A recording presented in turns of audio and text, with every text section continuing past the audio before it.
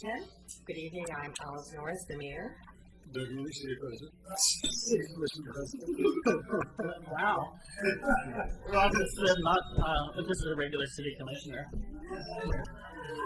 Thank you, Brother. Please stand and join me in the flag salute.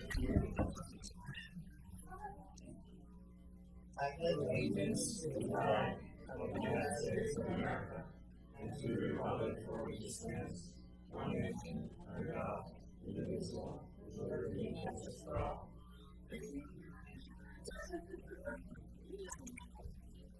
We begin this evening with citizen comment. This is an opportunity for anyone to address us for up to 3 minutes on a non-agenda item. This is your timer here. We set for 3 minutes, which you can self-monitor your comments. When you come to the microphone, please give your name and the city in which you reside, and then you may speak to us on your topic. So this evening, Paul Pyle, followed by Chris Berner.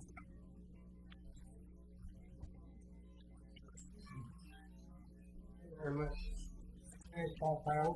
I live in Malala, Oregon. I'm here to talk to you folks about on the 18th of last month, there was a 14-year-old girl that left school early, and regarding to that, she was raped, and obviously police are investigating that. Anyways, the section that she used a pathway through the Oregon City High School Community College, and I can't say more about what happened there, but through that pathway, there was a light at one time put in there, approximately 200 feet from the college area. It's no longer there because it was damaged and it was probably too expensive to replace. I believe it needs to be replaced, put back in working order. And another thing is, part of the property has a 6-foot fence doing the whole section of it on the north side. South side has got a partial 4-foot fence, but if you were to look at the, I ain't got a big layout, but if you were to look at what there is here, it's fully wooded, and it's a perfect place for perpetrators to be.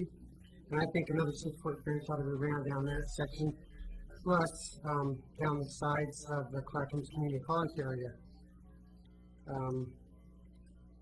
I've talked to the college. All I'm going to get is Buffalo. And please forgive me here, please forgive me because I'm just a little nervous here. And there's another section that the college is well aware of, that the children are doing drugs and having sex, drinking. They're on the college property. And I approached them on it, they know about it, and they still haven't done anything about clearing the brush back or anything about that. So I just wanted to put it on record that I have spoken to a lot of people in Oregon City, in the college and the high school, and not seeing much results happening here. So I just hope that you folks here could help us out by helping our kids out that go to that school.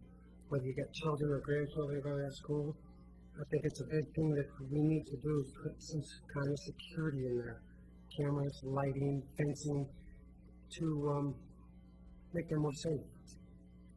So you folks don't have to go through what I've been going through. Thank you.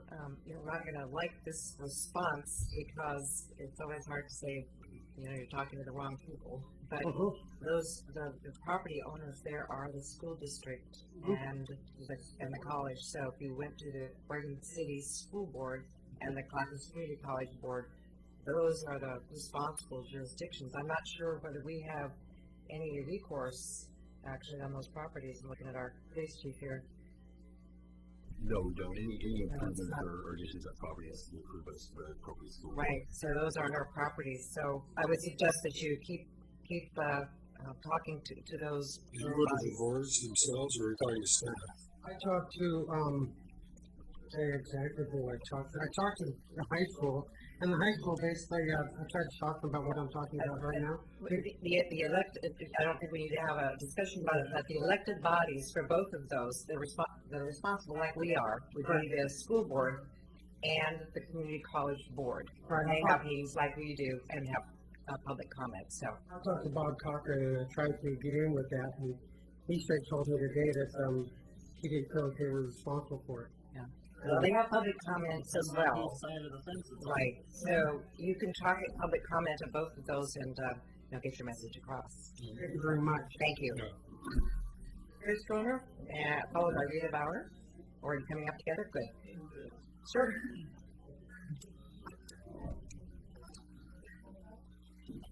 Mayor Norris, members of the commission, my name is Chris Groner. I'm a resident of Oregon City. Rhea Brower, resident of Oregon City, owner of the Pioneer Pub on Main Street. And what we're here today is hopefully just some clarification on the courtesy parking passes that the business owners can buy for their patrons downtown.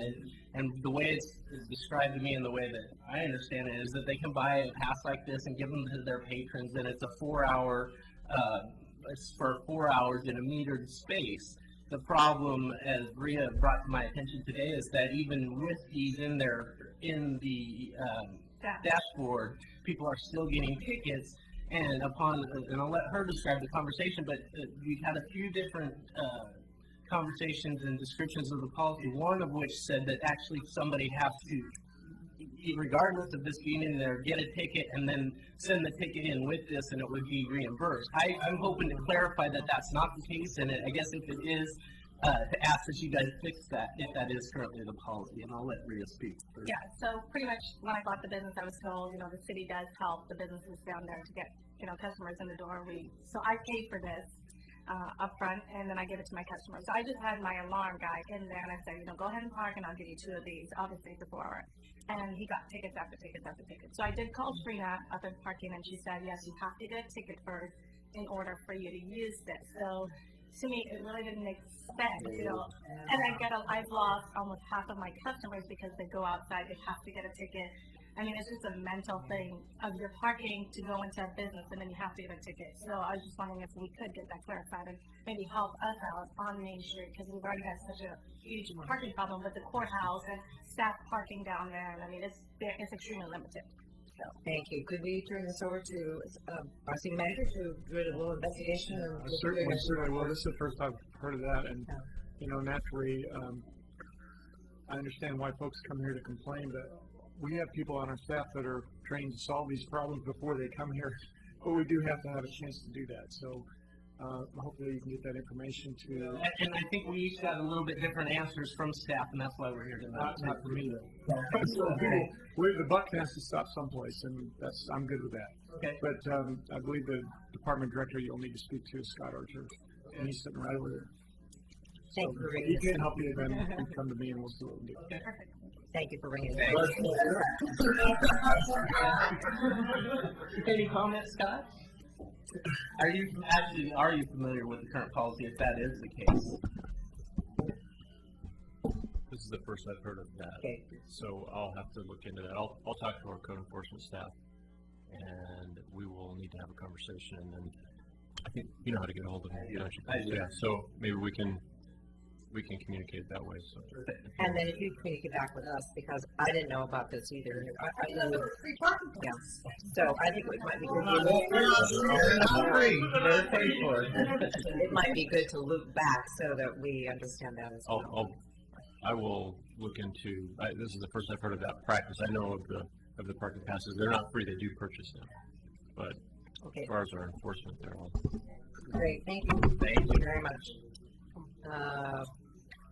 Paul Edgar? Actually got a question to follow up on the discussion here, if I may. Okay. I don't know whether this whole program with these flyers, is that part of that parking strategy that we worked on last year? And that kind of raises in my mind the next question as to, and I'll point to our community development director to see if he knows, what's the status of that whole parking strategy? There's a lot of work done on it, a lot of effort put into it. I've not heard of it or about it in several weeks and months, and I'm just knowing what the status of the implementation of it Let's is. put that on the future agenda, because I think that's a longer conversation. Can we do that? Because it's, we haven't, it's under budget, so. How about for next week's work session? I think that is the agenda already tight.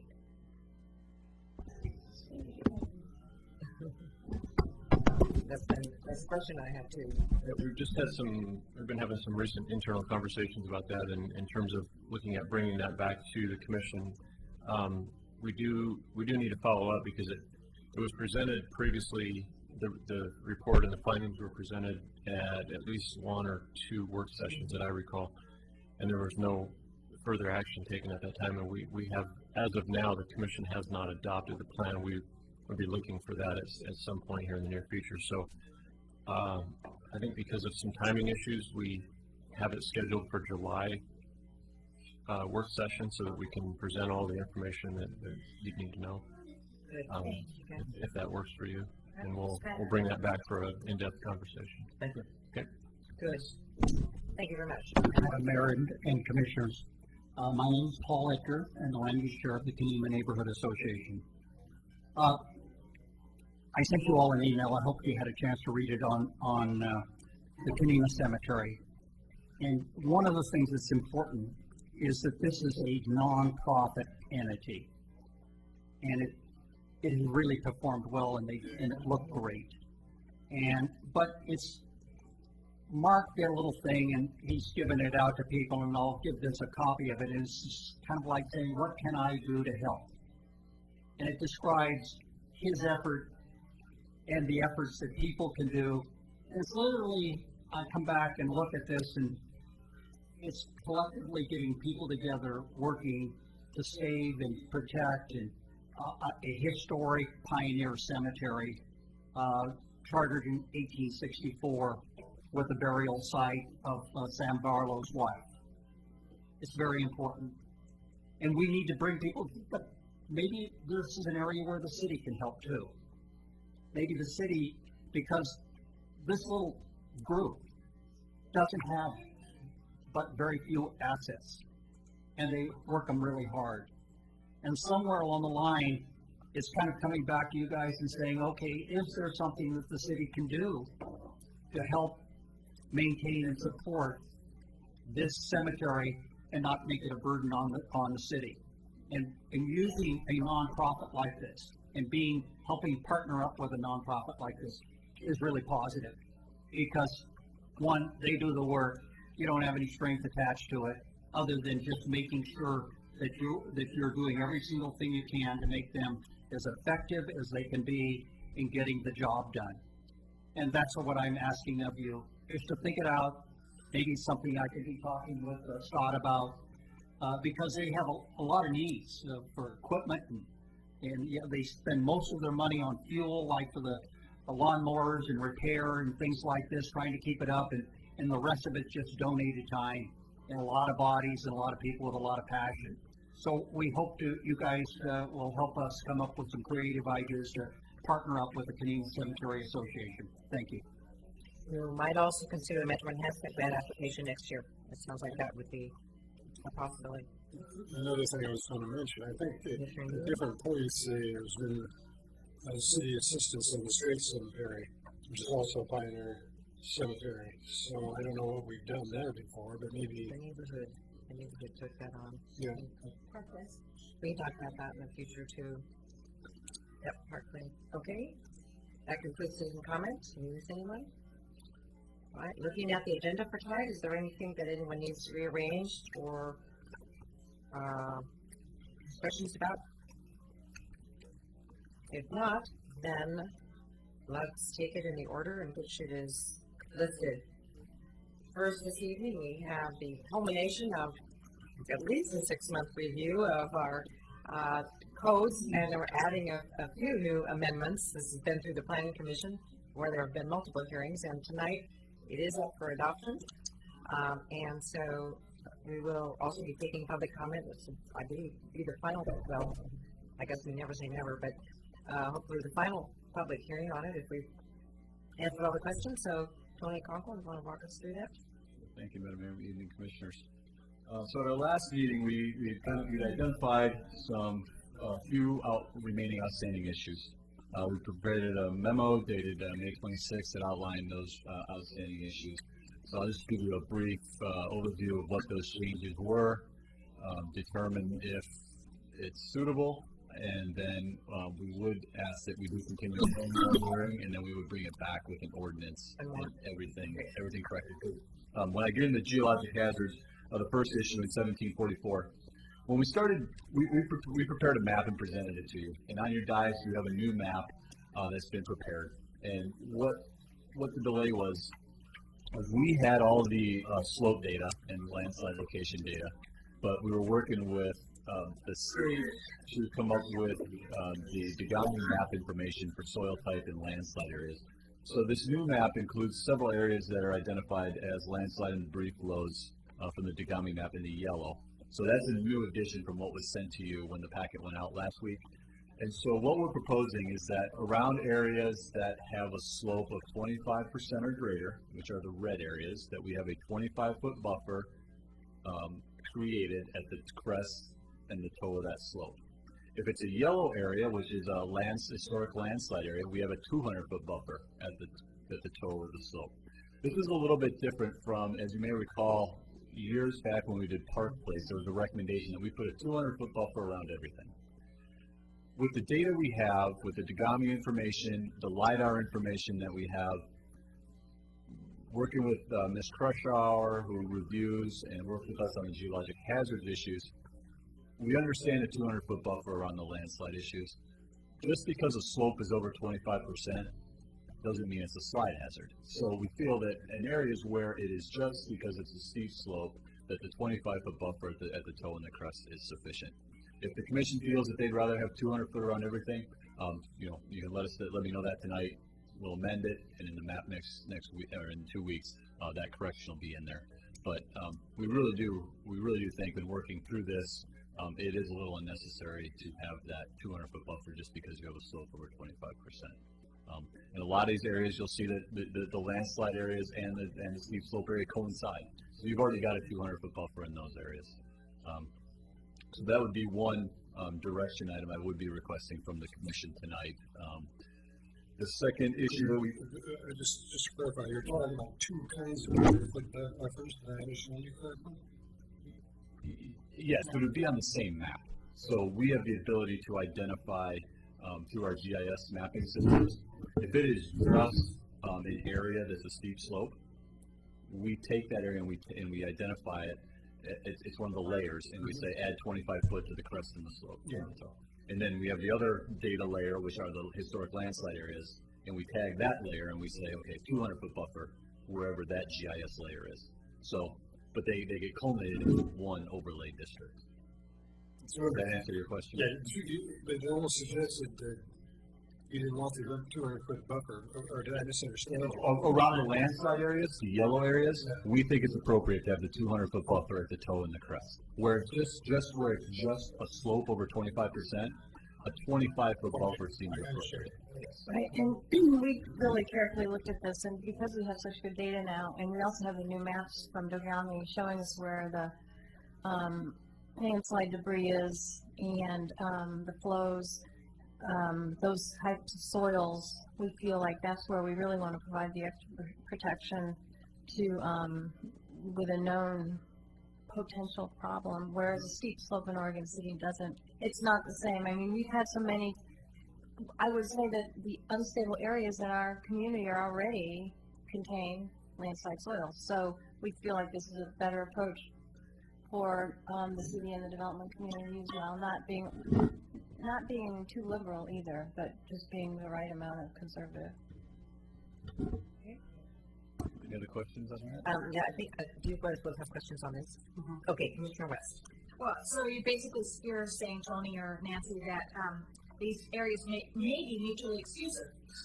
So you could have a steep slope area that isn't in that kind of soils. Is that okay? Correct. Got it. Thank you. Commissioner Smith. And I guess my thought is it doesn't have to be 25 feet or 200 feet. It could be 50 feet. It could be 100 feet for those slopes. So I don't think it's it's okay. Well, the 25% or higher slopes, we could have a buffer of 50 feet. It doesn't have to be just 20 or 200. I mean, that's a huge difference. I think based on the areas where we see the slopes that are greater than 25%, that are not adjacent to landslide soils that have been mapped by Dogami, it's much less likely you're actually into those kinds of materials and into those kinds of geologic formations or ancient landslides that would be concerned about reactivating. So I think the 25 foot is a good measure to not just have the slope area. What we used to just do is the slope area. So we're adding a little bit to account for impacts you would have on the slope or the slope would have on the development. And then in the areas where we have known problems, we're making it even more conservative. It's really what we heard from the public too when we were going through our concept plan areas. We really want to be super careful where we have those geologic conditions. The only other change that would go along with that is that we would be referencing our new overlay map if we adopt this map. And before we were referencing a definition that included steep slopes, Dogami lands, Dogami map, LiDAR information. So we're going to get rid of that definition, and it's going to become into the metadata of the map. So it'll be the references on the map, and it'll be under the map definition of all the resources that we use to come up with it. Which is also on your dice, a red line version. The new, this one, okay. On the back side. So it's Commissioner West, you spoke? Yes, it's like, oh, sorry, you guys are off. Commissioner Ely. In terms of construction, are there any setbacks from our delineation 25 feet, or can the building be built right on the 25-foot mark? Or is that even considered? There is no limitation. What it is it's identifying where the slide area is, which then takes in the geologic hazards report. So then they're going to have to come up with either they're going to pull it back from there, or there's going to be additional work for foundations. If it's found that it's not stable, then yeah, they're going to have to move it back. But just what this is triggering is the next level of analysis to determine what do we do. It's also used in determining the density on a site. So if you have a 10-acre site that's R10, you can roughly get 44 houses on it. If you have half of that site over 35%, you get a credit of zero density. So it's also used in the land use application in determining how many sites, how many units you can actually get on the property. So it serves multiple purposes. But no, there is nothing in the code that says you have a slope over 25%, you now have to be X feet away from the break and slope. It's based on what that geologic report finds. And the recommendation is it's cheaper to move the house back than it is to build the foundation you're going to need to support that building where it's located. Commissioner Nocita. It was in this analysis of the 25 versus 200 foot buffer. Was there consideration given to any distances between those, like a 100-foot buffer or a 50-foot buffer? We were trying to totally arbitrary, or we were trying to work off of the Park Place concept plan. We had an independent consultant come in who looked at steep slopes, and the recommendation was 200 foot. So we tried to honor that. Wait, this consultant recommended 200 feet?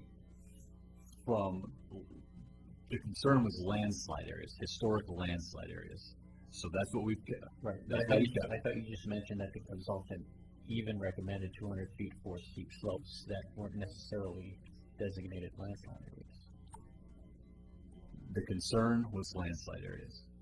Now the recommendation was very general, but the discussion wasn't about steep slopes, it was about historic landslide areas. So that's why we feel it's appropriate to have, you have a basalt cliff. It's not going to slide anywhere. There's absolutely no reason. I mean, it does. They fall. We've had that. Well, they would be covered. It would be covered because it's over 25%. But it's not going to be a landslide where you've got the whole slope failing like you do in a landslide situation. I guess the question and discussion is still fair. Is it 25 or 200, or is it in between? Well, what staff is recommending is 25 feet for 25%, and we're recommending a more conservative approach where we have geology that would suggest either ancient landslides or landslides have been present in those soils based on the topography, the LiDAR review, the data that was done by Dogami. Any other comments on this particular item? How will we proceed to vote on that? And was that later after the discussion, or now, or how do you? Why don't we do that? It's probably easier for staff to. Okay. Based on the discussion, I would prefer and would move to adopt the 200, both for the landslide areas and for the steep slopes. Let's see. That's what the recommendation. Oh, no, that's not the recommendation. That's more stringent. Okay. So it's been moved by Commissioner Sita to adopt a 200-foot mark for vote. I'll second it for discussion. Okay, moved, seconded by Commissioner Smith. So, discussion about that? Commissioner Neely? I think when back in the days when we were approving developments and Hillcrest and so forth, we didn't have the Ogami information. And my tendency at that time would be we would be more conservative simply because we did not have the technologies, or at least we weren't applying the technologies that gave us this better information. I guess I wouldn't have any problem with something a bit more conservative than the 25, but in fact, it is highly unlikely to be a development hazard. The 200 does limit the ability to deal with it, and the other concern is the temptation is going to make up the density someplace else, and that may be problematic as well. I think I vote against a 200, but I think I probably would accept something more conservative than the 25. And it's really based on that our technology's improved a great deal. And I would just want to remind the commission as well, as your code is much stricter than it ever was before, and it includes not only preparation of the geologic and geotechnical report by the developer, but a peer review by a consultant that is on a pre-approved list that the city has established. So I think it's a lot more, much more diligent than it was when some of the developments were constructed that we've had some problems with. Could I ask for staff comment on the 200 on that motion, the 200 and 200? What do you see risks or? I'll compare this to the water quality resource area. When we originally adopted that back in 1999, we had a 250-foot buffer on either side of a stream, and now we've gotten 200-foot buffer on either side of a stream, and now we have more accurate data. And we came through with this last round, and we've been able to identify that we know where perennial streams are, we know where intermittent streams are, and we reduce those buffers because we have better data. And in some of these cases, I have no problem with 200 foot around a landslide area. Some of these cases where it is just a steep slope and it's 26% slope, and if we're going to put a 200-foot buffer on there, you are going to impact several properties of which they have no choice but to now go through a land use process to have a geologist come through and say, you are 180 feet away from the crest of this slope, there's no impact, but you still got to go through a type 2 land use process. I don't see the benefit of it. 25 foot, if you'd like it to be more, 55, I'm not sure an across the board 200 really accomplishes anything. I'm not sure it's a benefit for the property owners. Other questions? Actually, it does provide another layer for a lot of redevelopment and where you have the smaller lots. On a larger lot, you're going to capture it. If it's within 25 feet, you're going to capture it. And then what you're doing is going to start pulling in properties that are adjacent to, and much of this is already developed land. And so, you're looking at where there might be a development here, and you're going to have somebody else do a land use process. It's on an adjacent property because they're within 200 feet. And for us, it seems like a lot of extra layers that are a burden. to the development community if we felt like it was important to ensure that we're not imposing additional hazards on adjacent properties or streams or whatever the case, whatever properties they are, we wouldn't be recommending it. I mean, that's the bottom line, I guess. Commissioner Nocita? Whether a 25-foot buffer or a 200-foot buffer is adopted, what opportunities are there for an applicant to obtain, say, a variance to that buffer, or is this just going to be a blanket buffer that's unwaiverable? And right now, the way the Oregon City Municipal Code is, you can do a minor variance, which there are five situations where that's applicable, and these are that can be done by the staff, and it's reducing the side yard setback by 2 feet. I mean, very, very minor things. Everything else needs to go in front of the Planning Commission. So in this case, there's no ability for staff to provide a variance to any standard in this section of the code. It would all have to go in front of the Planning Commission, be a Type 3 application. That's drawing a blank on the top of my head. The variance application in front of the Planning Commission is probably around $1,700 plus the $800 and some for the geologic review. And it's different than in the water resource, in the natural resource overlay district, and historically when it was the water quality resource area, when we had that large buffer, it was written into the code that staff could go out there and say, that stream's over here, we've got a street, we've got 2 sets of homes, and this house is over here, it's high and dry, and it was called an exemption process. We don't have that ability in this geologic hazard, so I'm not sure that we want that ability. We don't want staff going out there, but if we're going to put 200-foot buffers around everything, you may want to consider that. There'd be so many properties that we'd be exempting here, because the 25-foot buffer starts when that slope is less than 25%.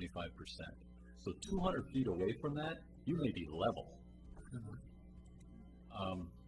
And we're going to charge someone $850 because we have to run them through the land use process. There's no way to get them out of it. So that's why I just, whether it's 50 feet. I mean, we thought 25 foot was appropriate.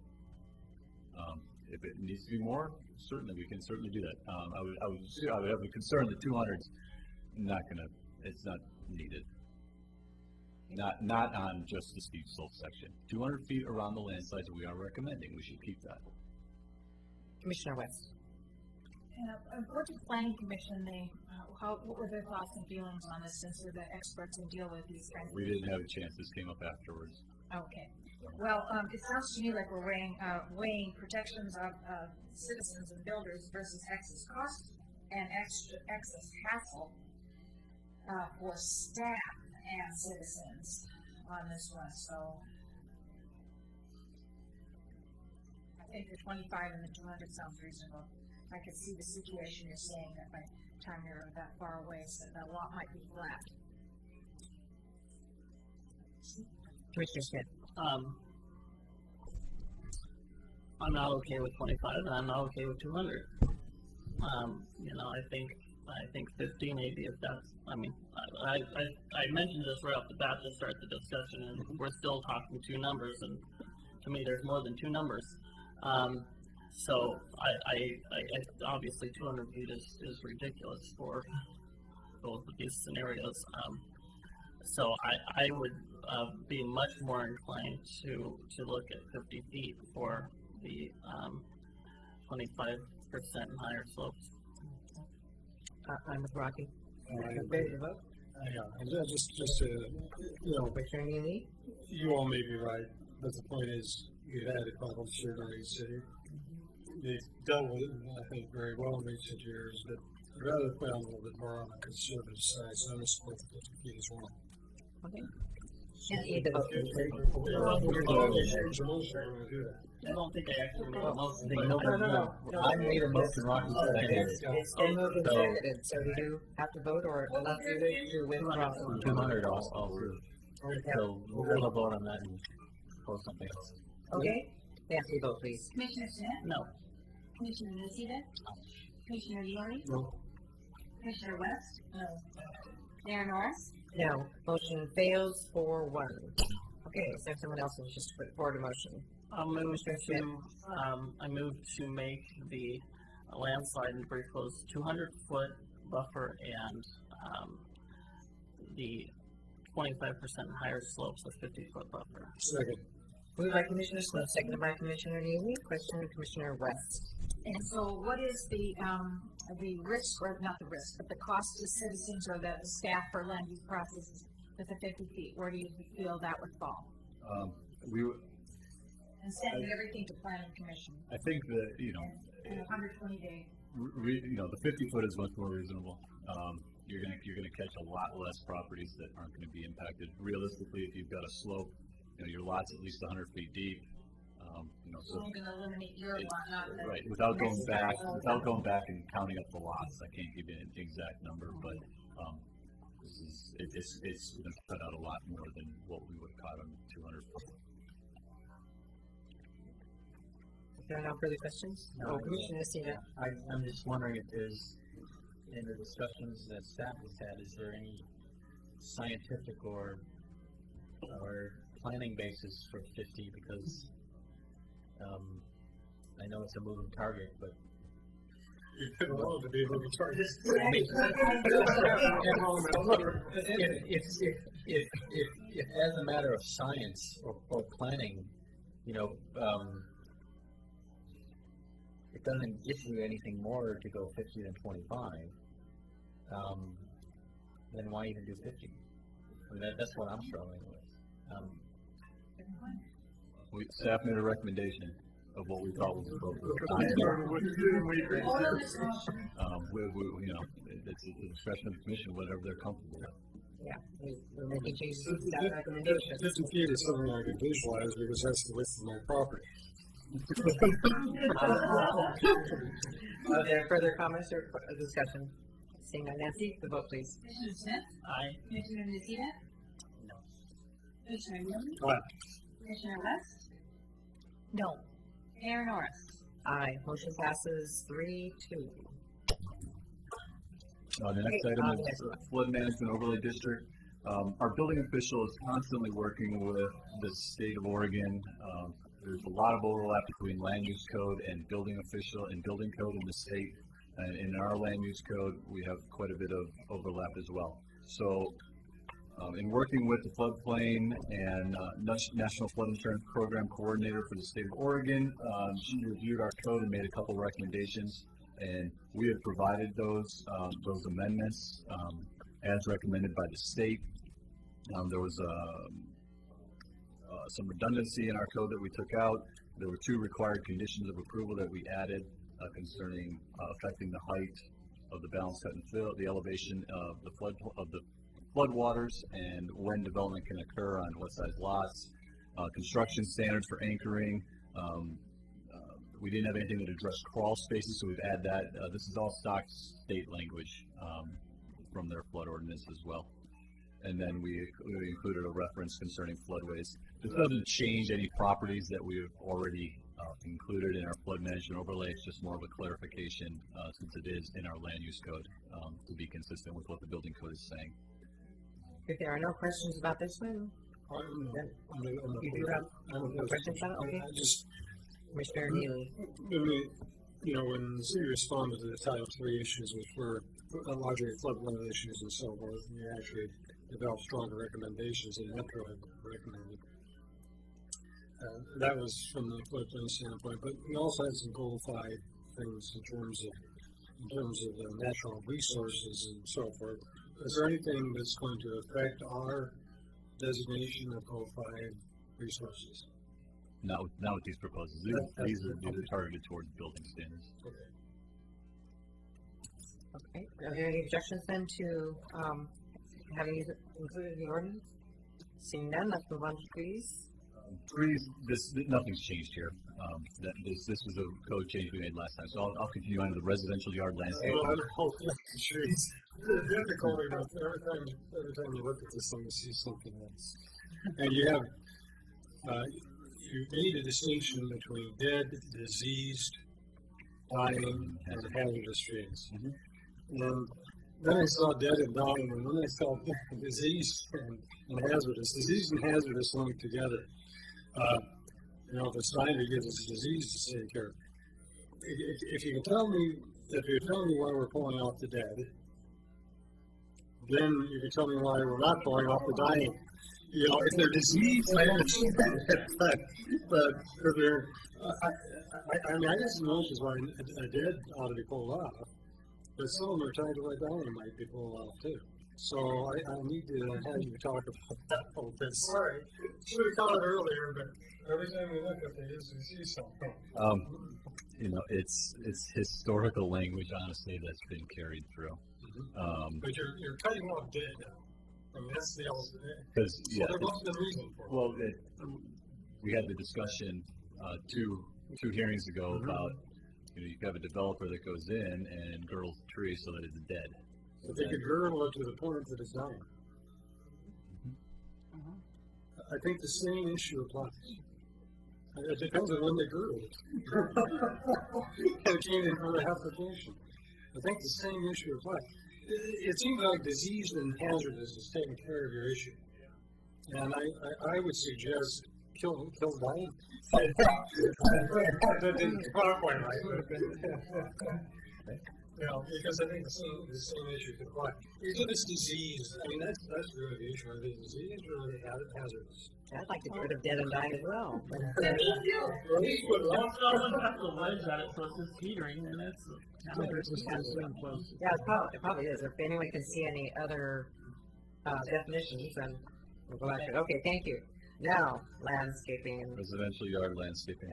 So we added a new section, 1720.060, to try and address minimum landscaping requirements as well as tree protection on new lots, new construction in Oregon City. And so what we've proposed is we've identified a minimum caliper of inches that need to be protected based on the size of your lot. So for example, if you have a 5,500 square foot lot, you need to protect 6 inches of tree diameter, whether that be through tree preservation, tree plantings of replacement, or paying into a tree bank. So there's 3 opportunities, and you can use all 3 of those together to meet that requirement. We've also identified a list of trees where you receive a credit. Oregon white oak, red cedar, hemlock, red oak, bur oak. So we went off the metro. We utilized some metro data concerning large growing trees that do well in this area or are native to this area. And so what we said is that if you protect one of these trees, you get an extra credit for that to meet your requirement. You get to double it. So if it's a 4-inch caliper tree that you protect, you get an 8-inch credit. If you plant one of these trees, if you plant a 2-inch tree, it's worth 4 inches. So that was kind of the incentive that we built into this. Then we've also identified the tree fund. So if you, for example, have a 12,000 square foot lot, you're required to protect 10 inches of trees. You preserve 2 inches. You've planted 4 inches worth, so that leaves 4 inches that you need to then mitigate for. So that'd be 2 trees that would need to be paid into the tree fund.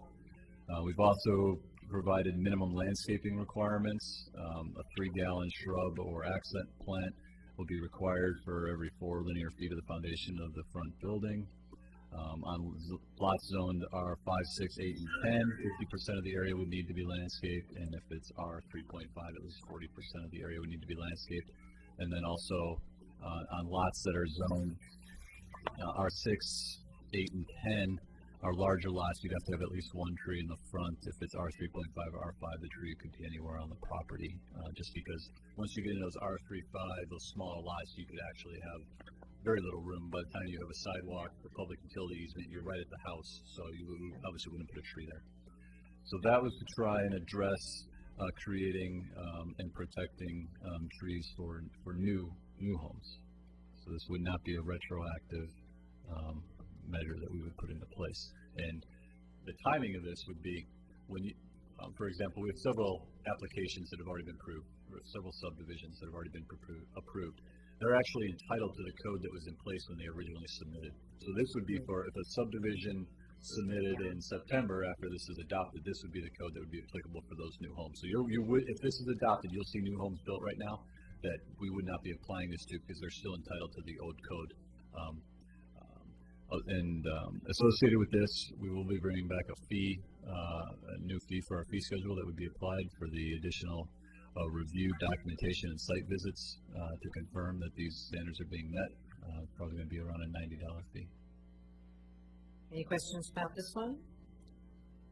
All right, let's move on to archaeological mapping. For the archaeological mapping, we did identify, working through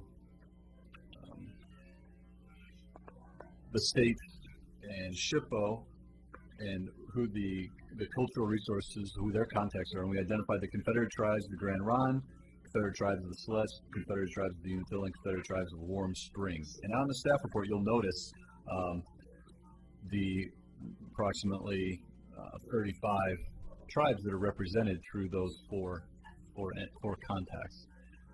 We've also proposing to add the Yakima tribe as a fifth contact through this process. So right now, the code is going to be amended where we'll be sending pre-applications and land use applications to State Historic Preservation Office as well as these five contacts. Based on that, I would recommend that we do not do a cultural resource map. The cultural resource map is a probability of finding or impacting an archaeological site. In this case, we're going straight to the state as well as the affected Native American tribes that may be affected. It appears we would get much more accurate data from those two contacts, which we're doing ahead of time, rather than some probability map. So this is what our recommendation is at this point. Questions? Commissioner Neely. It's probably from the previous. Oh, someone didn't get removed. Okay. Any questions about this one then? Commissioner Nocita. I agree with that, Tony. Based on, reflecting on it since the last meeting, I think the folks with the most knowledge of this are going to be the tribes themselves, and not even necessarily the SHPO or the Commission on Indian Services.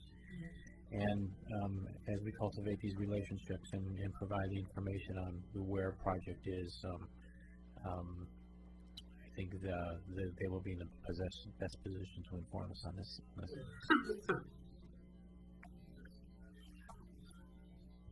Okay, move on. With that, I conclude my presentation. I said new needs additional clarification, and what we've been proposing is to change the setback for the 25% slope to 50 foot, and then remove dying, some minor code amendments in the language for the overlay district, and then we would bring back an ordinance at your next meeting. Okay, any other questions about that before we open the public hearing? Not yet. Okay, I would like to open the public hearing then. Any member of the public come prepared to comment on these documents. You'll have an opportunity next week and 2 weeks as well when we have the ordinance before us. So you'll have another opportunity. Okay, seeing none, I will close the public hearing. And see, I don't think we need a motion on this, do we?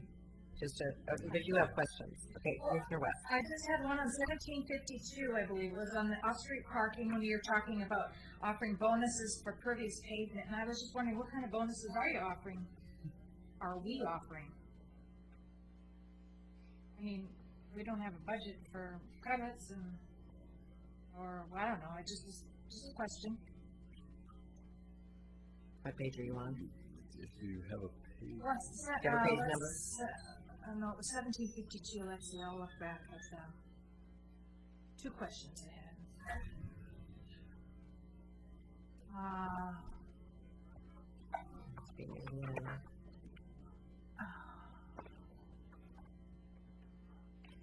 The credit for the community development director may count up to 50% of the square footage of any pervious hardscaped landscape materials in a parking lot that is designed and approved pursuant to the city's adopted stormwater and low impact design standards toward minimum landscaping requirements. So what we're saying there is that if you use impervious pavers, we have minimum landscaping requirements in a parking lot. So if you do an all asphalt parking lot, you have to have 10% of the interior parking landscape and an additional landscaping around the outside of it. Okay, so that's how they make up for it. So if you use the pervious, we'll give you a credit for that, just like landscaping. Okay, and then one other quick one, what, these membrane structures that, you're not supposed to be able to see from street level, from a side or a front yard, I believe, what kind of examples could be, of a structure that could exist that would be within the code? What, does it leave any room for any other? A garage. Front yard? No, not in the front yard, because I'm just wondering, so they still be allowed if you just can't see them? Yeah. Move It's them in a around back? aesthetic. Okay, that's what I wanted to know. Thank you. Any other questions on the code amendments in general? If not, then you.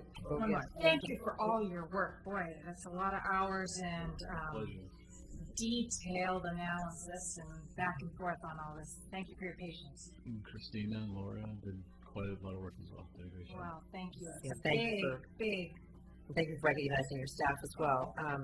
It really has been a big, how many hearings have there been before the planning commission? How many hours?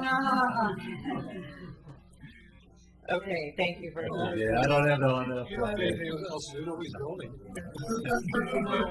Ouch. So, we'll see this twice more since ordinances require, 2 readings, so we'll see you again. Thank you, Tony, very much. May I request a break? 5 minutes? Okay, let's take, can we do a 5 minute? 5-minute break, please, 8:05. Are back?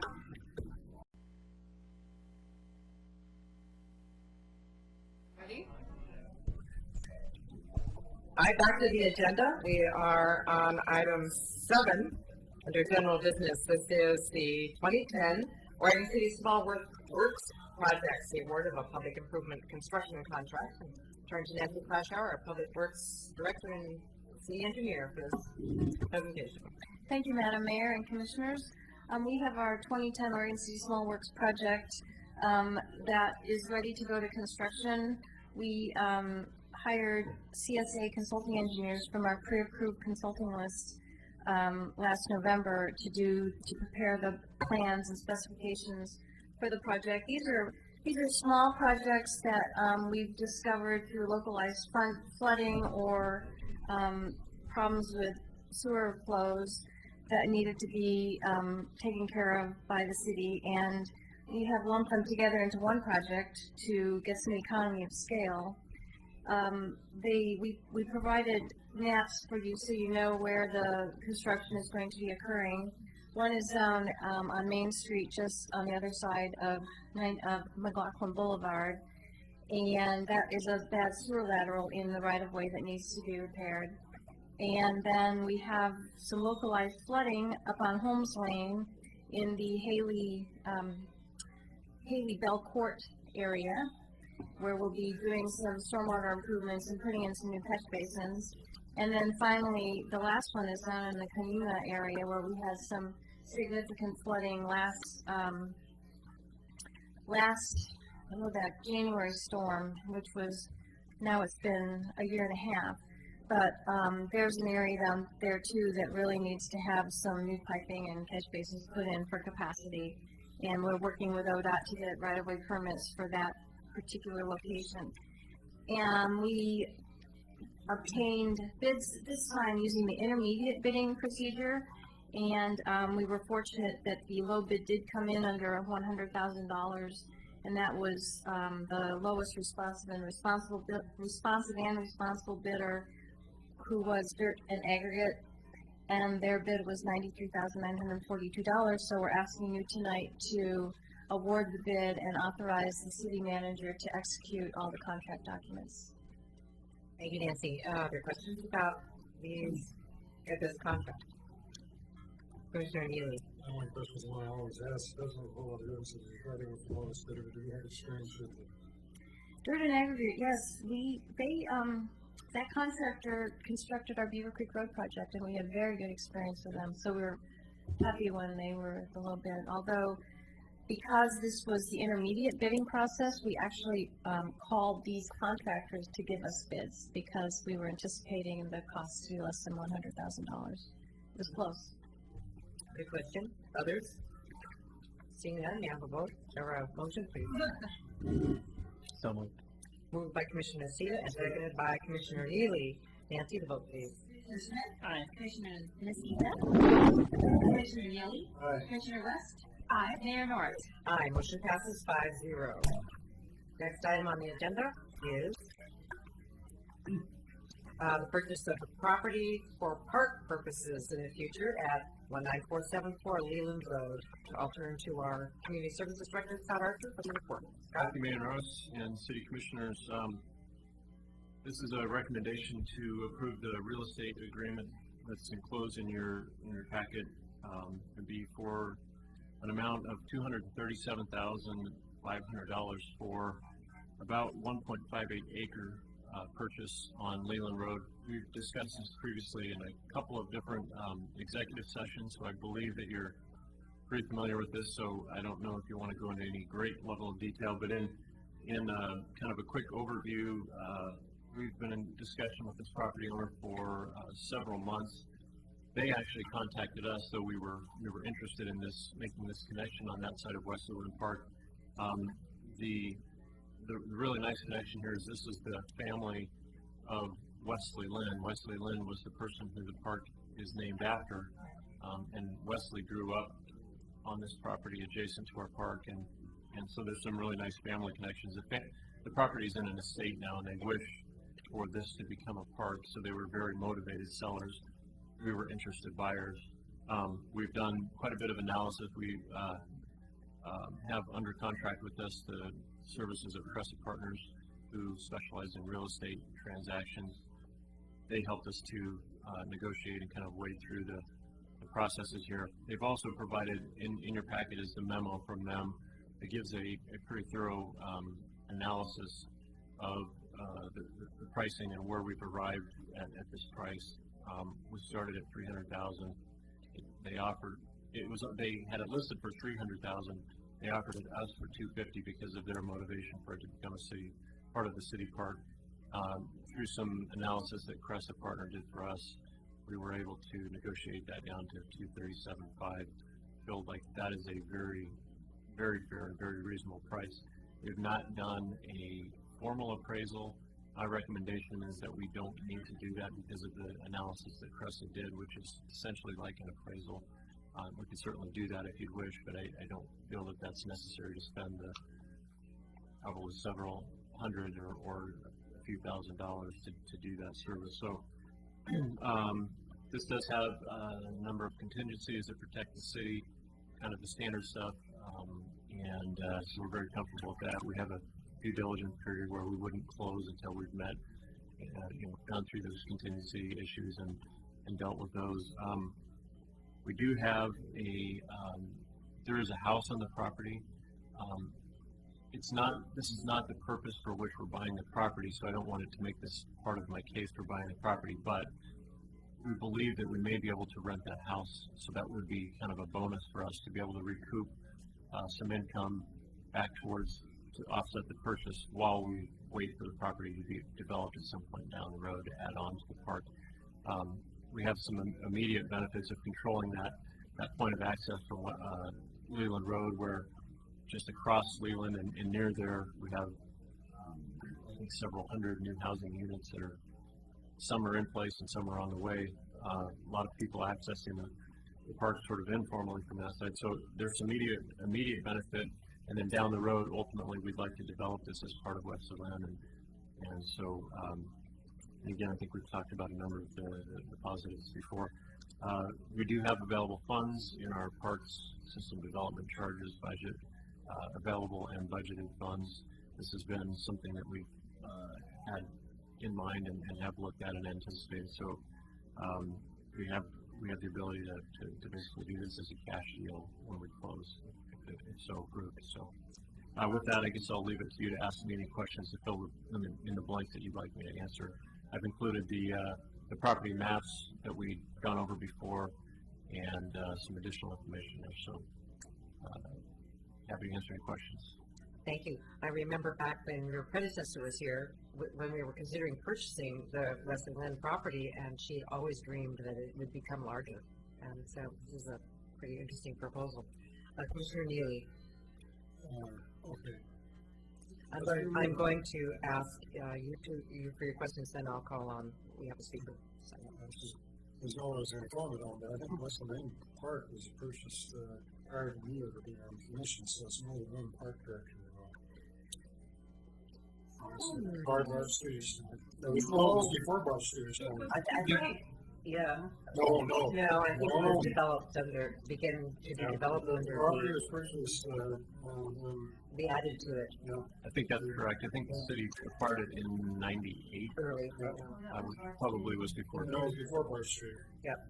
It was, but I remember D. Craig saying Yeah. he was hoping that it would become bigger because it wasn't quite adequate for that. The real comment I got is that it's a community park, and all access to it currently is on local roads. It's not that currently as it operates. It's not that available to the whole community, and this gives tremendous potential in terms of that access.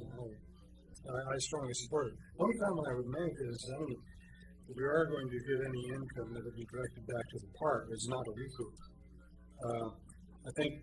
I mean, we did some work there, but I don't think that was the final product. I think there was intent to have other things that are in the park. Right. And so, I would not view the rental income as being recouping payment that's gone out of SDCs or whatever, but it's actually further development to the park.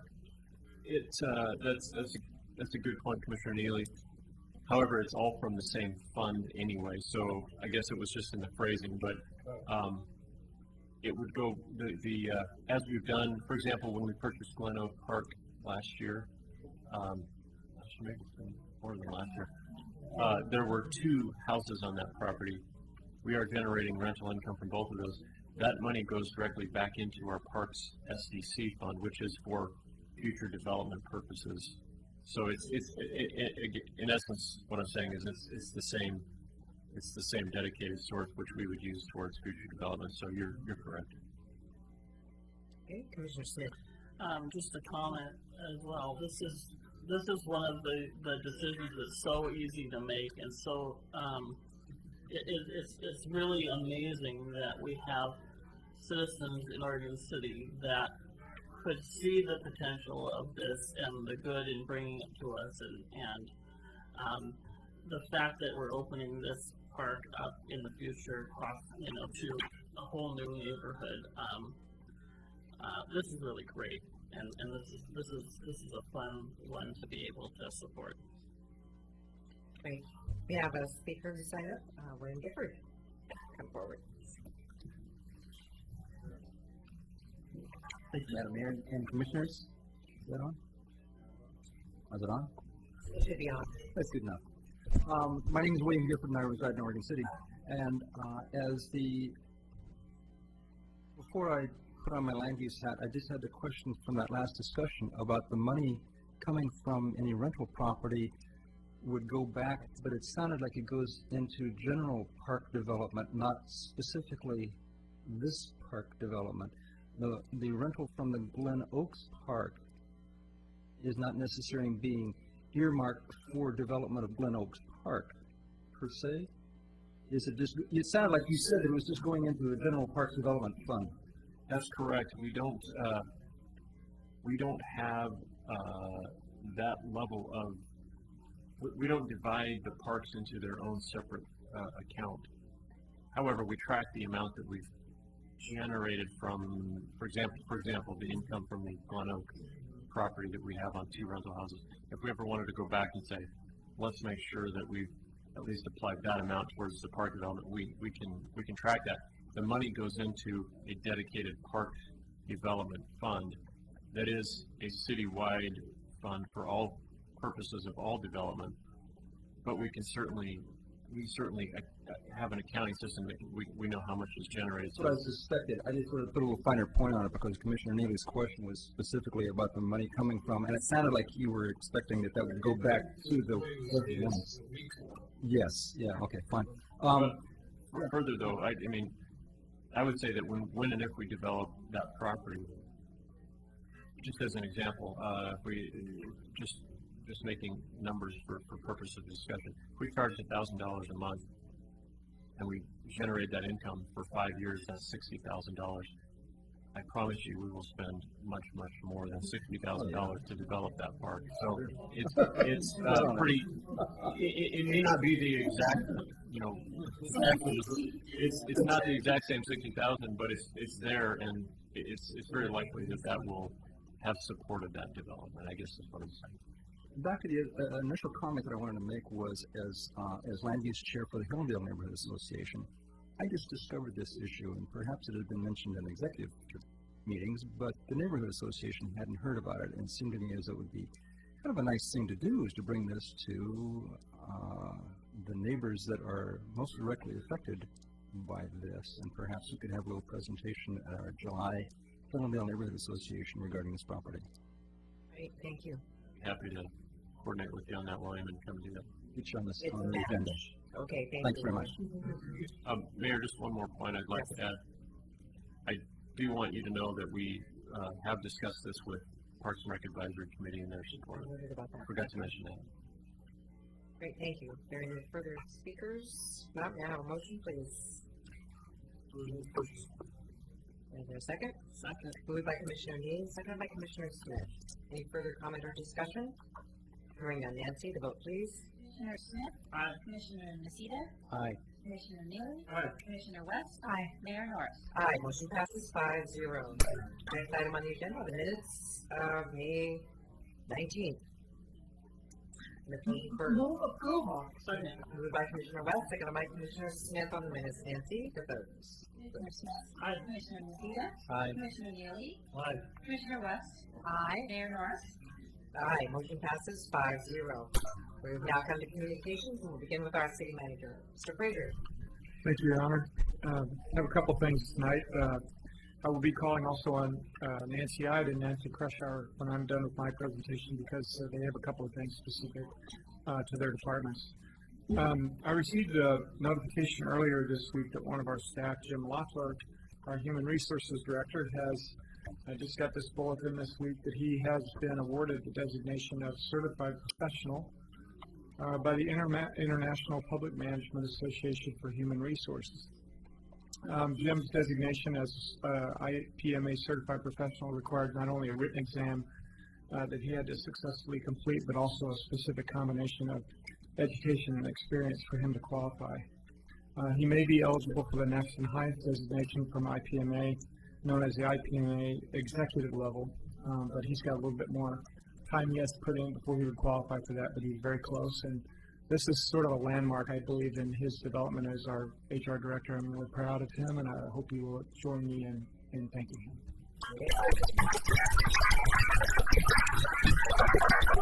Congratulations, Jim Loeffler. Does this mean some look for high and paid jobs?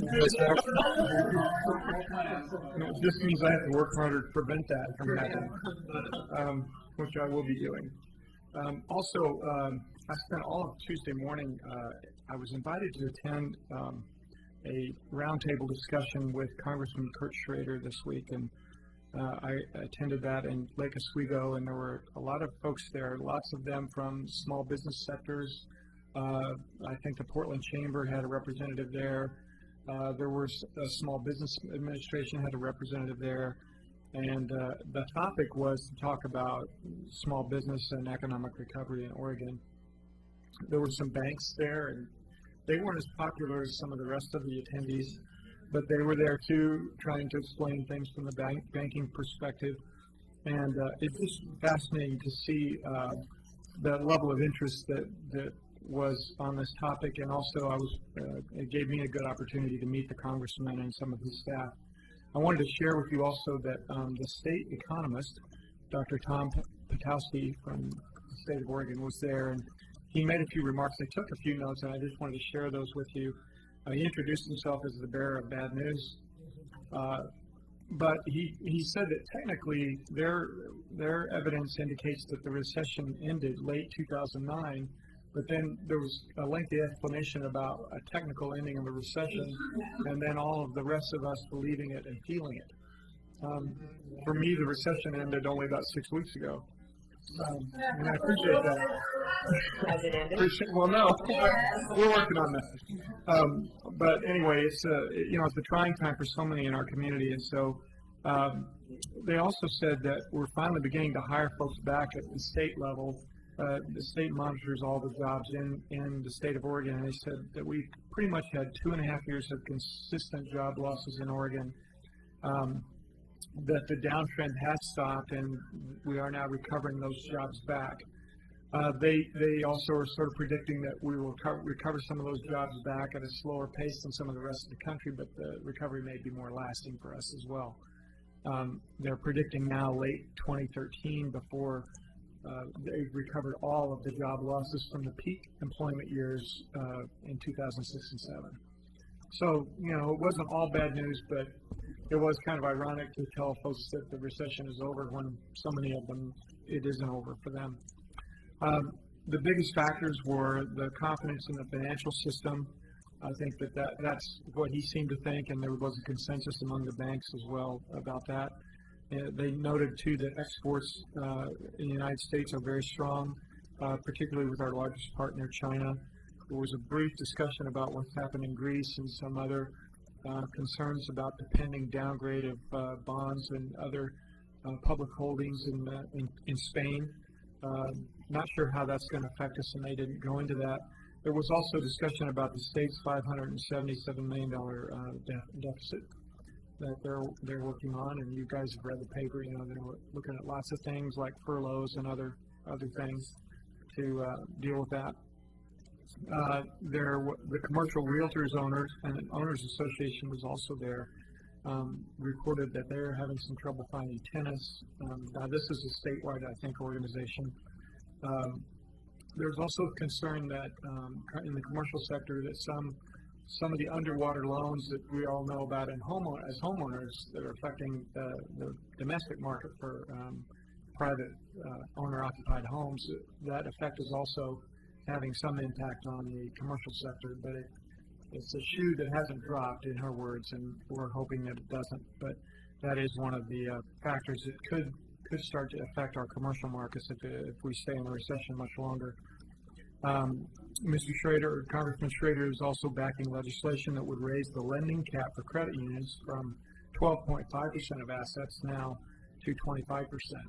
And there were credit union association representatives there. They were eager to loan their funds out, but they were capped at 12.5. And they have members and they have needs, and they're anxious to do something about that. So if the congressman is successful with that legislation, then they would be able to loan money faster, and that might help, particularly our small business sector. The banks are pretty cautious, obviously, particularly in construction lending. Some of the banks, Congress is sending mixed messages, and the congressman said, that he acknowledged that Congress is on the one hand telling the banking sector you need to get money flowing again and get some credit out there so that business can prosper and develop and grow. And on the other hand, they've kind of tightened down different restrictions and said, stop making these loans to people who can't pay it back. So it is a catch-22, and I think Congress is hopefully working on a little bit more consistent message there. So that's what happened there. And then with that, I've concluded my remarks, except I do want to call on Nancy and then Nancy Kay as well. Thank you. Today marks the opening day for candidates to formally register for candidacy for the City Commission. And we actually received 3 registrations today. Registrations will be accepted through August 24th and may be done by declaring your candidacy in 2 ways. One by submitting a petition or by paying a $50 filing fee and filing the appropriate forms. There's 3 seats open to be filled up in November 2nd election, that of mayor and commissioner position number 1 and number 4. All positions are filled from the city at large, and the qualifications to run for office include being a registered voter and having reside in within the city for the 12 months preceding the election. All registration materials are available And in any kind of how-to information, I'm happy to sit down with anyone that is interested, and the city encourages citizens to investigate this opportunity, and for those who are interested, to register if so desired. So that's my report. Questions? Okay, Nancy. Thank you, Mayor. I'm here to report on recommendations for extended elevator hours for this summer. Would be a pilot project. We have, as you recall, at a work session, I think Lloyd Purdy came and Ryan Smith came, and you've received a couple of letters since February regarding requests for extended library hours. That too, right, Mo? Extended elevator hours. And so Lloyd and I met and we reviewed the information. Some of the letters I hadn't quite received at the time, but I've gone back to review them, and then we received another letter today from the chamber, which I'll fill you in on. But what we concluded was that on Mondays, Thursdays, Fridays, and Saturdays, which includes Wednesdays, which is the farmers market day, we would have extended library. I thought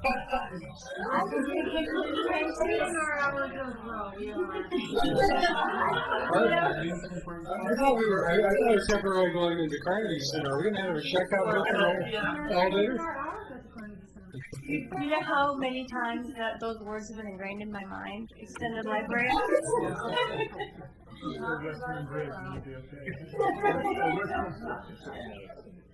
Anyway, elevator.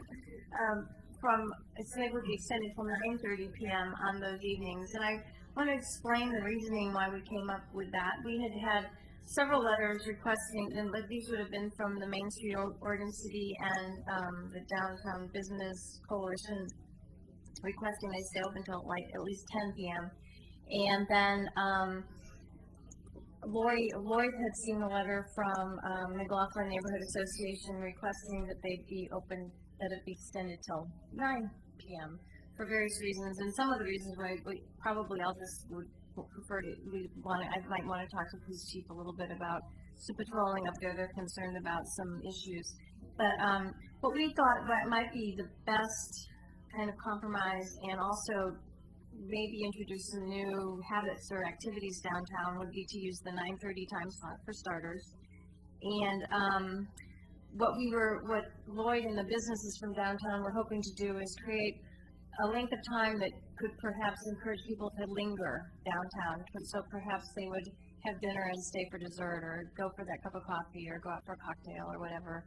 And it also could promote more of a two dinner seatings, where you'd have your big 6 o'clock rush, and then some people could come at 8 or 7:30 and not be rushed and not be trying to get back. Of course, there's always the Grand Promenade. You can walk up after that dinner. It's a bad idea.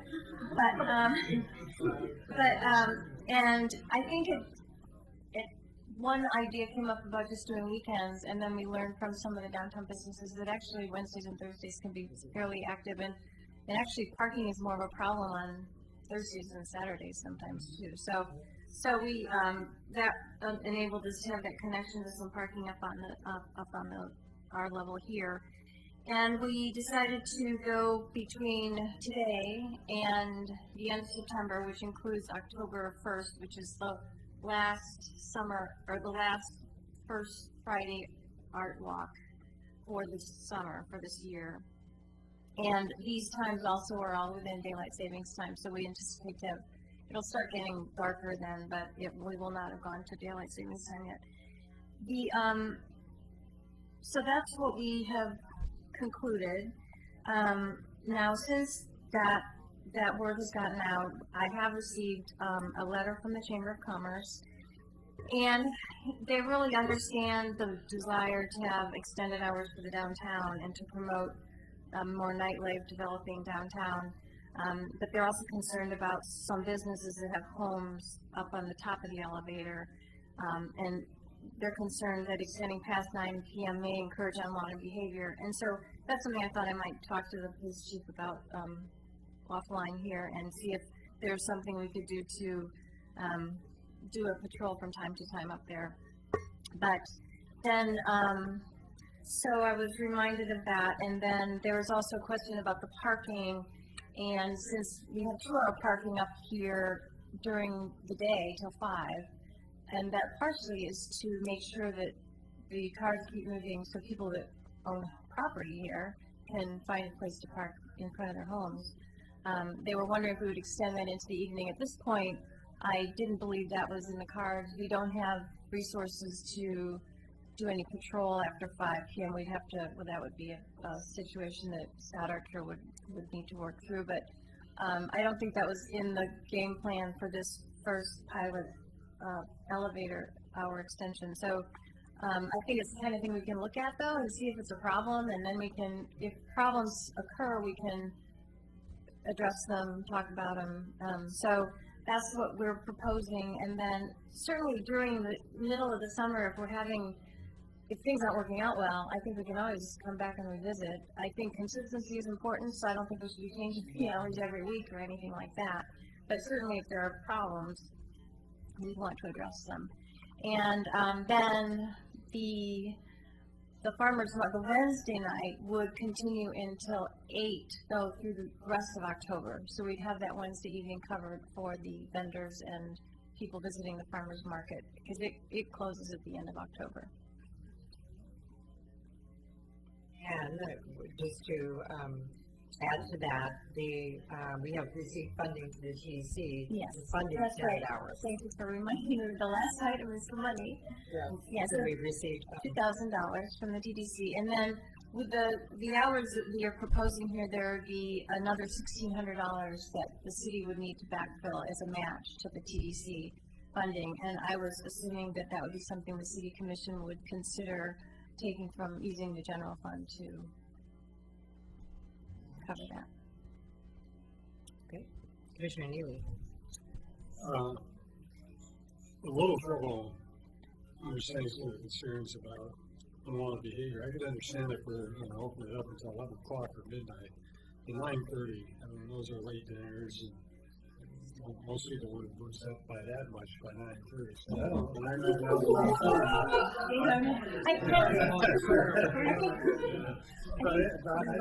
know if it's going to be that much of an issue at that hour. Mm-hmm. And if there are that kind of issues, it's probably something that would be dealt with. I mean, I think in a way having the elevator operating could reduce the amount of more people. The downtown businesses always talk about people presence, and it feels safer when there are people presence. Commissioner Smith. And I agree with that too. I think that could help. And in hopes of consistency, I believe the park closes at 10. So, there's people can be in the park no matter whether the elevator is open or not until 10 o'clock. I'm assuming that's right? So that's, I guess, my only comment on that. I definitely think, I support the extended hours of the elevator. I think that's a really important. And I'm assuming we will have some modification to the sign. Yes, well, I was waiting till tonight because I wanted to make sure I got the commission to not disagree with our recommendation, and then we'll be we'll start with some temporary signage right away, and then we'll be working on some. We might have we'll figure out what kind of signage, but there could be some temporary, permanent, or we might do permanent and have seasonal hours listed. Yeah. Great. I think that's really good. I'm eager to hear the results of the trial at the end of the summer. And we will have our contractor will be keeping track of all the ridership on an hourly basis as they do today. So, and I talked to them, and they're pleased to have. They're really. I think they love operating the elevator, and they're very pleased to provide these extra services for us. Great, thank you, Commissioner West. Is that on this? Oh no, not on this. Is that another report? Okay, are we through with this? And have you finished your report? Okay, great. Let's move on then to commissioner reports. So, getting to you. I'll start off. Our C4 Executive Committee met, and really there's nothing to report on from it because I will report what we do at our next meeting. But I just wanted to say that earlier this spring I talked about sitting on an interview committee for another staff person for C4, Danielle Cowan, who has been the staff person, has now changed jobs, and she's the county tourism director. So C4 right now, the executive committee does not have a staff person. They did not fill the last, when I was sitting on the committee, they did not fill that, so it's currently open. So that's just an FYI. C4 will meet next week.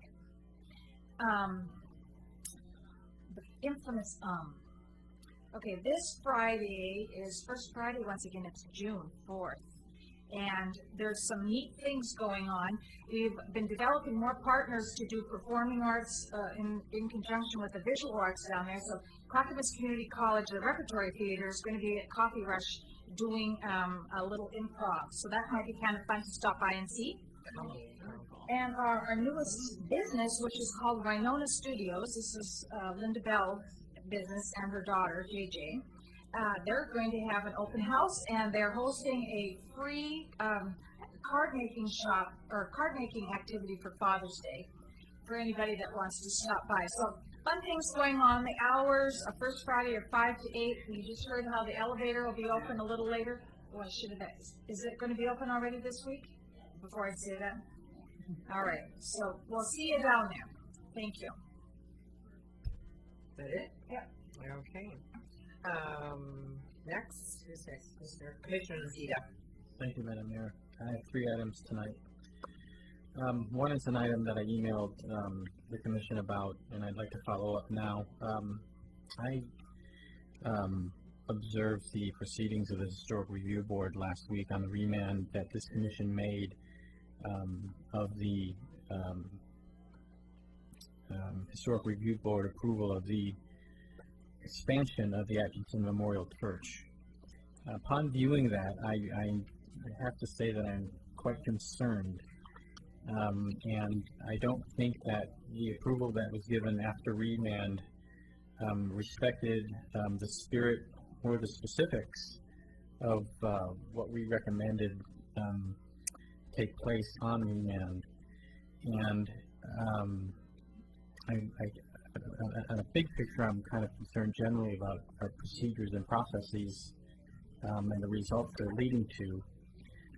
On this particular project, as I mentioned in recommending remand when we did so, this particular building and this particular site are so singularly significant to the city and its history and its architecture and its urban design that I'm not satisfied with the decision that the Historic Review Board made last week. And I'd like to propose that we exercise our authority for a commission call-up of last week's Historic Review approval after remand to review the decision and to perhaps impose some appropriate conditions on that project. I think it's significant enough to strongly recommend that we do that. Commissioner Neely? I need to remove myself if this is going to be continued a topic, I think. Oh, yes, you do. And I think we need to determine whether this gets added to the agenda. So, procedural. Recall this. He needs to remove himself in this discussion, even though it's procedural. Yes, thank you, Mr. Smith. Now, so yes. And just make clear, he's recusing himself Because he's an employee of the church. Yeah, thank you. Yeah. I don't know the specifics. I do know the specific elements that we called forth and sent back to them. And of course, I don't know how the Historic Review Board responded. I think we can bring it back to review to see what they did. And I think the only way we can actually deal with that is to take a look at it and have representatives of the Historic Review Board here to discuss their decision. Normally, I have no problem with it. It doesn't indicate at all that the Commission take any other action on it, but I think anytime we have a concern that we have the opportunity to review it. And so I have no problem with it. I guess my questions on it are also, since you alerted us, I watched the tape of it also, the live feed, and it was unanimous. These are people who are professionals in the field, two of them, of historic preservation, another is an architect and another an attorney, and I'm not sure I feel at all comfortable in second guessing a decision of an advisory committee that's that talented and that versed in historic preservation. I'm not sure what that really accomplishes. I mean, why is our opinion more important than their opinion? I guess that's kind of where I'm wrestling with. Commissioner West? Well, I did not watch the tape, so how do I know if I want to remand it when I don't even... Well, I'm not saying that you'd want to remand it. What I'm recommending is that we review it. And I accept Commissioner Neely's suggestion that even... Well, report from the HRB would be kind of nice if they know what they're up to. No, because I don't want to preclude the possibility that we could impose or add conditions to what the HRB approval was. So in other words, you don't even feel it's important to hear from the HRB. You I already know do. what they think. No. You just only want to have what we want to say. That's what I'm hearing. No. Okay. What I'm suggesting, and Commissioner Neely's point has added a dimension to it. I have concerns about what happened, and with all due respect to what the mayor said, I am a former member of the HRB, and I do have urban design training myself. So while I respect, my colleagues on the HRB, I don't necessarily think that I'm going to defer to them. But and my concerns are grave enough that I would want to have the opportunity to review the decision. Having the HRB here would be fine. But I do want the opportunity and possibility to be able to enhance the decisions with appropriate conditions.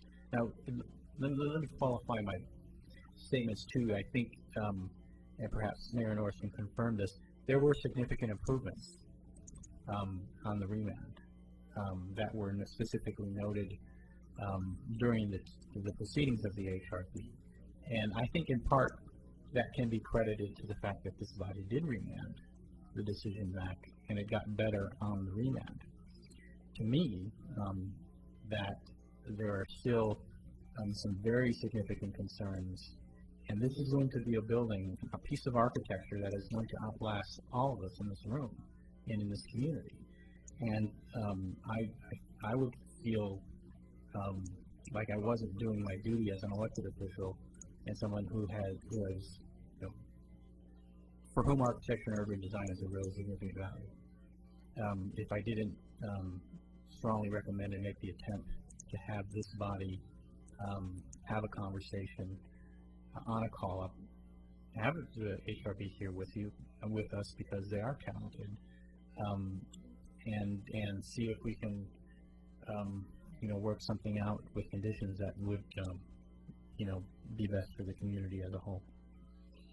May I ask Mr. Weissman, please? He's on, and I'm next, so let me go ahead and speak. Sure. And he might want to say anything.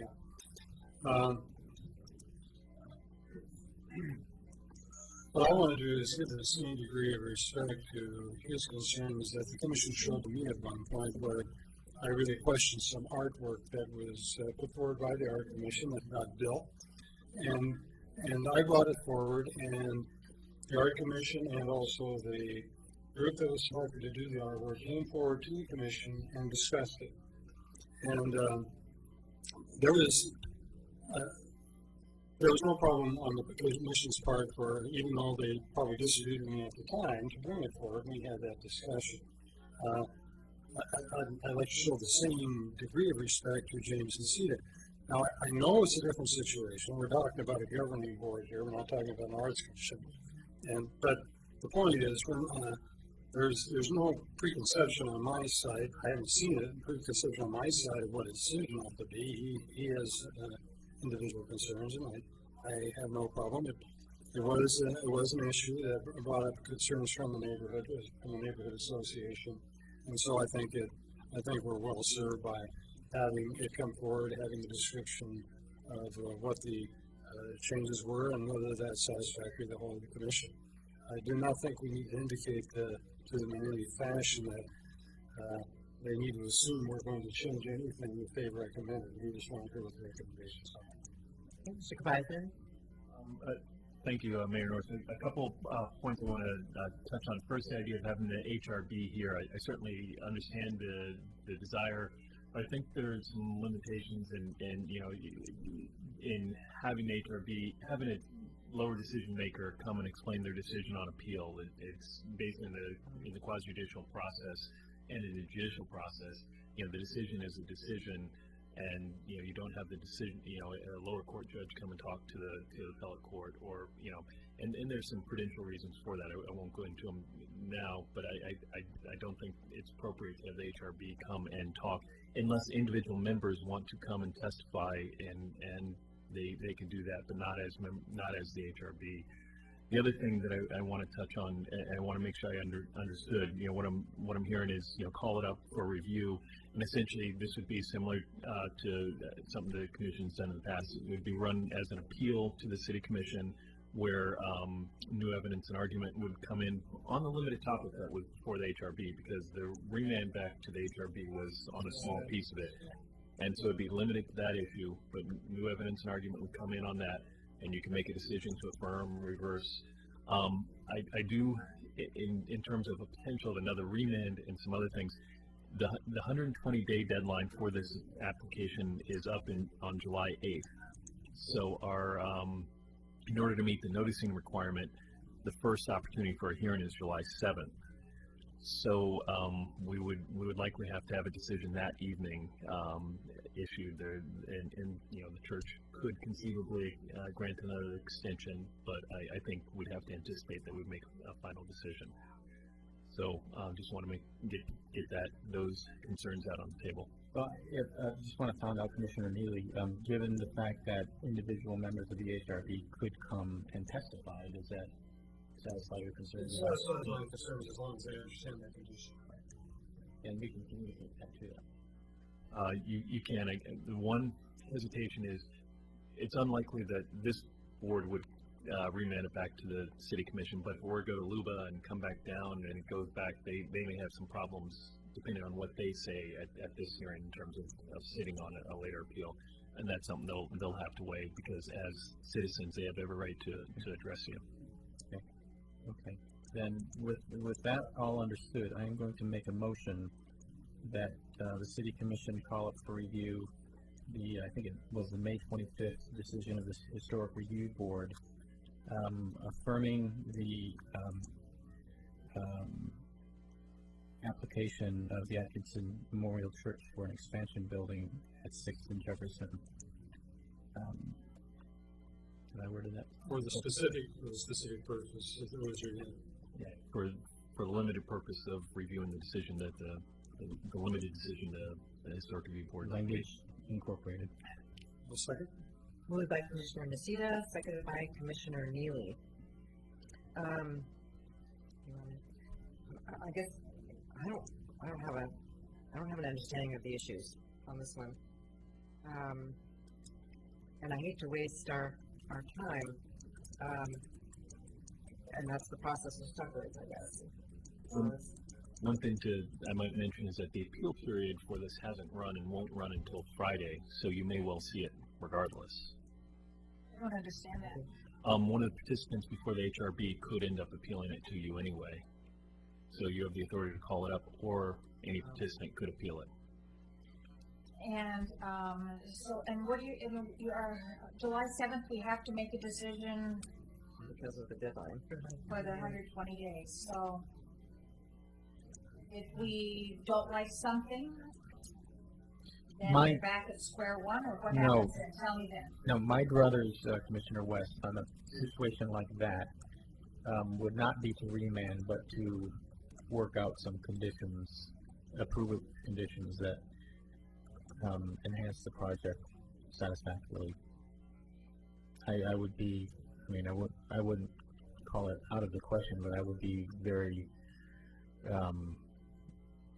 adverse to trying to send this back again. My great hope on this is that we would come to an accommodation and just add appropriate conditions on it. Ooh, it's such a subjective thing, and that's what we have our advisory boards. This is how many times have they looked at this now? It's bigger than advisory board. It is government. Right. Yeah. They actually have more authority than the other advisory board. All of us. Any further discussion? Okay, Nancy, the vote please. Commissioner Nocita. Aye. Commissioner Neely. Aye. Commissioner West.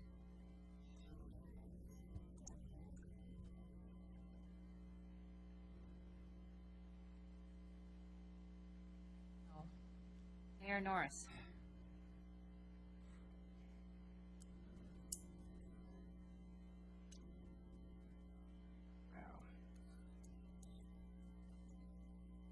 Tough one. Same vote. Yeah, I don't normally get to do this.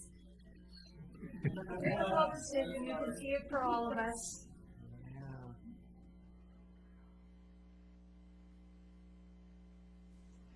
I think I'll vote no and let it come on appeal. If someone feels strongly about it. So motion dies 2-2. Okay, finishing up commissioner reports. Wait, I had two more items. You got okay. Um, Hopefully they're quicker than that one. I think they should be. I actually just wanted to give folks an update on Serena Stolle.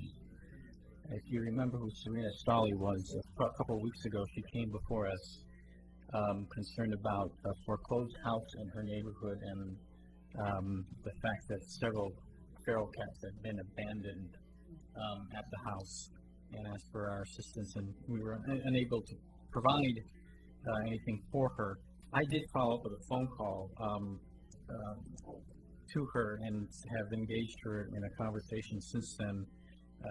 As Commissioner Smith takes endless pleasure in kidding me about, I actually am the owner of 4 cats myself, one of which is a rescued feral, so I have in the network, as they say, as far as the problem of feral cats and all the policy issues and disease and grief that both animals and owners face regarding this problem.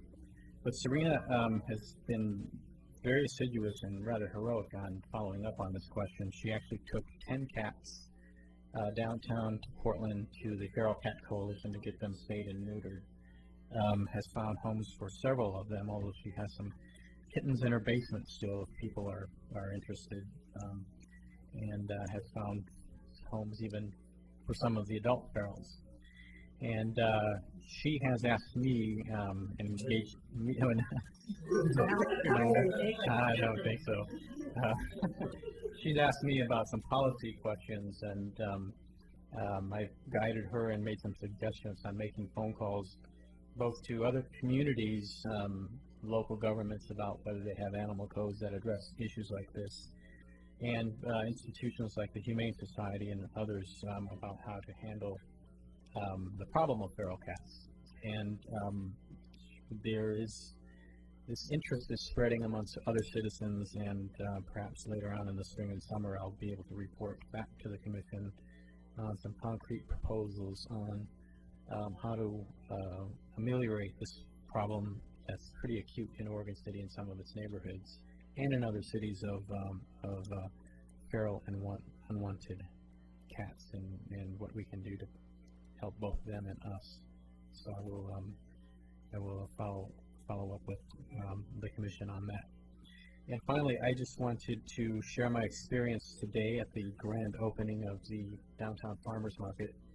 It was truly one of the happiest, most joyous days I've experienced as both a citizen of Oregon City and as Commissioner in Oregon City.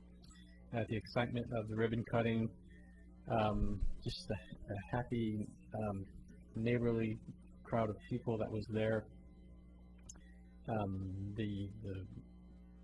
The vendors in their stalls, the really neat physical site between two buildings on 8th Street, watching the Singer Falls cascade down the hillside there, and what just the feeling of endless opportunity for downtown with that farmers market and what could spring from it. So I was very excited about that, and I look forward to being a frequent visitor there and having the community visit and patronize our new downtown farmers market. So congratulations and to this commission for making that possible, and particularly I'd like to congratulate our market manager, Jackie Hammond Williams, for all the marvelous work she's done. Commissioner Neely. I'm getting nervous. I bought a pastry down there and can't find it. Was it good fun? No. It was really good. It was nice of you to share. Mine is a request to the city manager. We had a review of the Metro and Parson Grant projects. One of them was from a homeowners association to buy recreation equipment for an open, I'll call it a park, apparently not a city park, but one that was mandated at the development stage. We didn't invite too many people to speak, and she wasn't given the opportunity to speak, but apparently the situation was this: the park in question was mandated as part of the development, and so it was meant to be managed by the homeowners association. A bike circuit was actually built in it, but apparently didn't meet city standards, so a city had to remove it.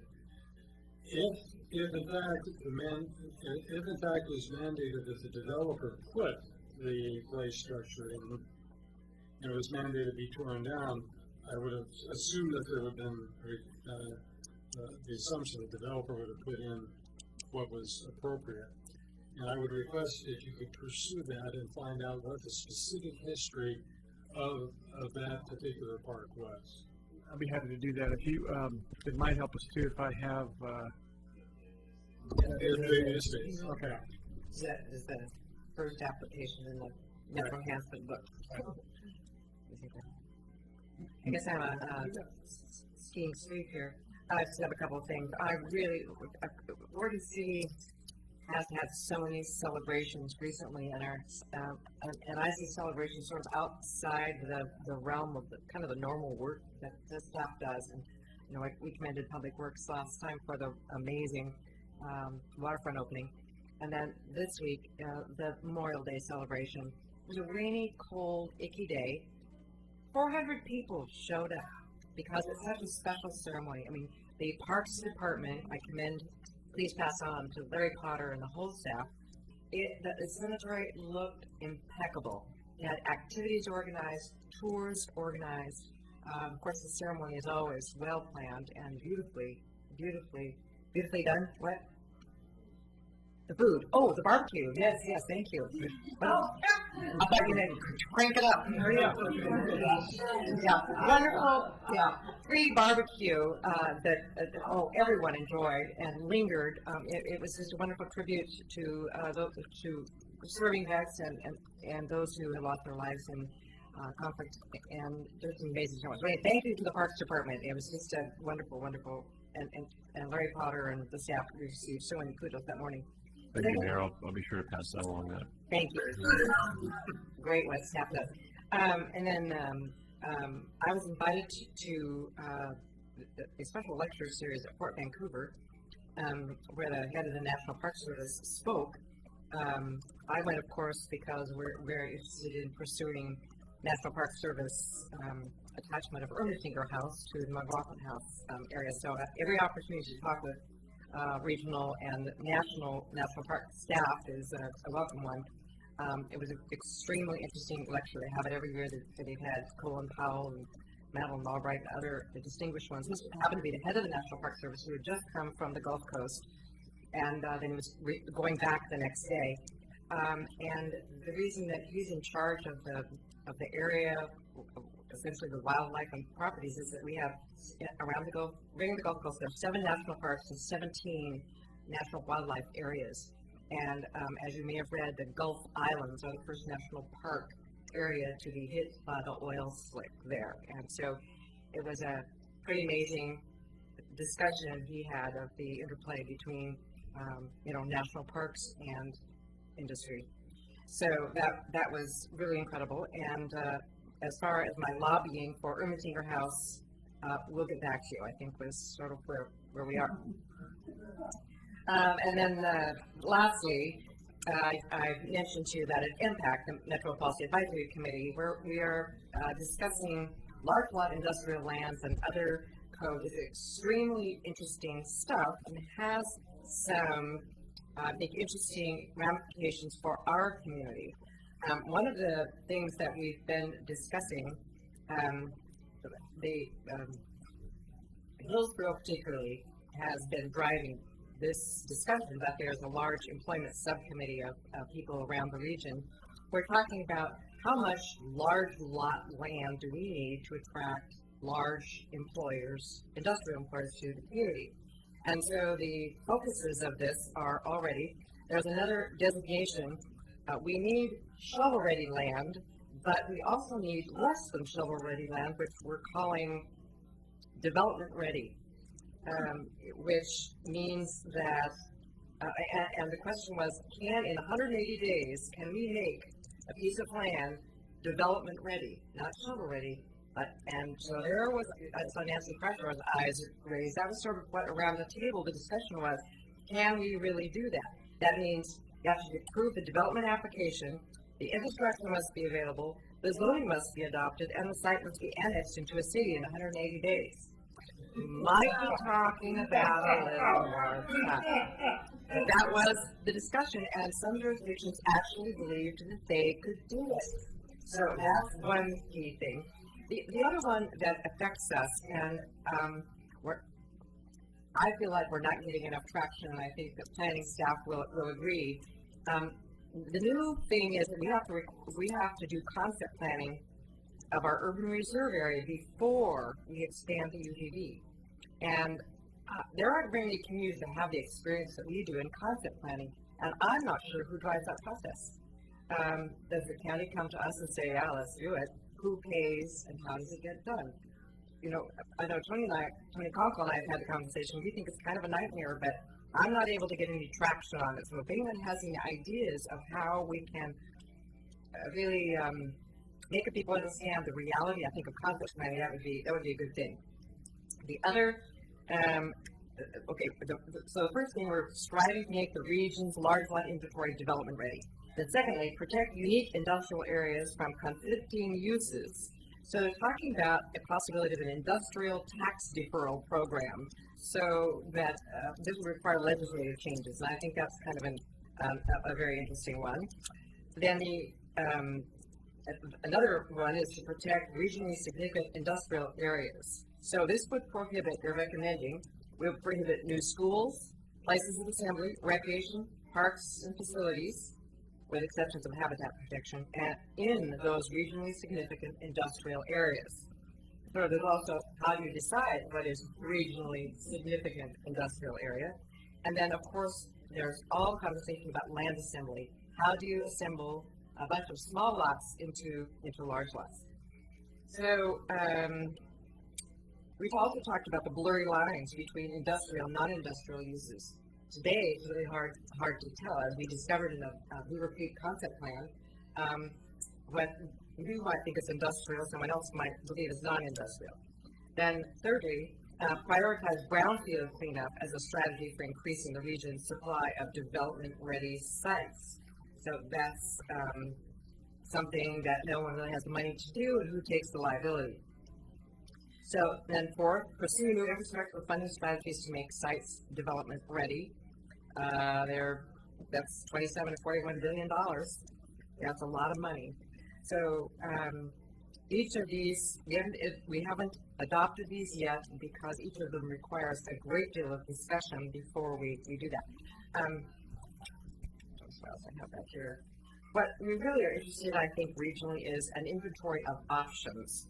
when a developer comes from the outside or an inquiry from another country comes, the region wants to be able to say, we have some options for you and here they are. So that's what we're really discussing. And then Clackamas County's question has been, how much industrial land do we need to protect and how do we protect it? And there, as I've mentioned before, people are concerned about industrial land turning into commercial land because industrial is a use that brings in more tax revenue than others. So that's what we'll be discussing and hopefully making a recommendation to pass on to the Metro Council at our next meeting on Wednesday.